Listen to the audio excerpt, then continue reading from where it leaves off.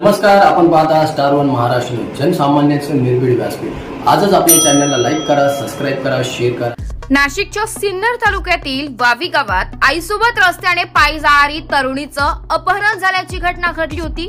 घटना सीसीटीव्ही कॅमेऱ्यात कैद झाली आहे। हा संपूर्ण प्रकार मीडिया आणि सोशल मीडियावर प्रचंड व्हायरल झालाय। सिन्नर तालुक्यात एका तरुणीचं अपहरण झाल्याची घटना समोर आली आहे। या मुलीच्या आईच्या फिर्यादीवरून वावी पोलीस ठाण्यात अपहरणाचा गुन्हा दाखल करण्यात आलाय। पोलीस तपासात धक्कादायक माहिती समोर आली आहे। पत्नी नांदायला येत नाही म्हणून तिच्या पतीनेच मित्रांसोबत अपहरण केलंय। काही दिवसांपूर्वी अपहरण झालेल्या तरुणीने वैभव पवार या मुलासोबत प्रेमविवाह केला। मात्र काही दिवसानंतर दोघांचे भांडण झाले। तरुणी आईच्या घरी निघून आली। मुलीला पुन्हा नवऱ्याकडे जाण्यास आईने विरोध केला। त्याचाच राग मनात धरून जावयानेच मित्रांच्या मदतीने स्वतःच्याच पत्नीचं अपहरण करून बळजबरी कारमध्ये बसवलं, शिर्डीला घेऊन गेला। मात्र पोलिसांनी तात्काळ तपासाचे चक्र फिरवत संशयित पतीसह पतीच्या मित्रांनाही ताब्यात घेतलंय।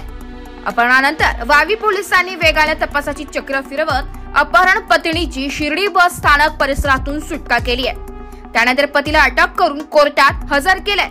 कोर्टाने 3 दिवसांची पोलीस कोठडी दिली आहे। पोलिसांनी काही तासातच अपहरण करणाऱ्या पती व त्याच्या मित्रांना बेड्या ठोकल्याने पोलिसांचं अभिनंदन व कौतुक केले जात आहे। स्टार वन महाराष्ट्र न्यूज साठी प्रतिनिधि इरफान पठान, नासिक।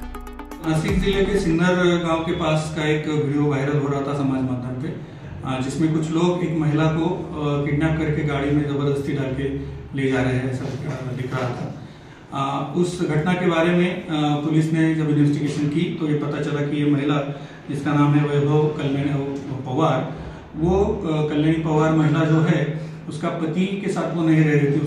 उसके साथ कुछ झगड़े थे, इसके लिए वो अपने मायके में माँ के पास रह रही थी।